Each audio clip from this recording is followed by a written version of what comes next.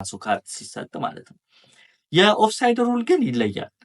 ከተወሰነ ጊዜ በኋላ ሴሚ አውቶሜትድ የሚባል ቴክኖሎጂ ተፈጥሯል እና ስራው 10 ወይም ከዛ በላይ የተጠላለፉ ካሜራዎች አሉ እና በተመሳሳይ ሰዓት የተጫዋቾቹን እንቅስቃሴና የኳሷን ያያሉ እና ይህ ቴክኖሎጂ በሞኒተራችን ላይ መልእክት እየላከ እዚህ ጋር እንደምታዩት አረንጓዴ ነው። ስለዚህ ኦፍሳይድ አይደለም።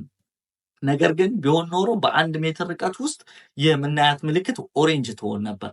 ከዛ ግን በቀይ ይሆናል። ያው ኦፍሳይድ ማለት ነው። አንድ ተጫዋች ኳስ ሳይነካ ኦፍሳይድ ሊሆን ይችላል። ይህም ጊዜ ቴክኖሎጂው ኦፍ ስለሚል የሰው እገዛ ይገባበታል። ለዚህም ነው ሴሚ አውቶሜትድ ኦፍሳይድ የተባለው። ግን ይሄ ብቻ አይደለም። እንደምታውቁት ጎል ላይን የሚባልም ሌላ ቴክኖሎጂ አለ። ከ12 ካሜራ በላይ ሲሆኑ በትንሹ 6 በየጎሉ ይቀመጣሉ። እናም ከ500 በላይ ምስሎች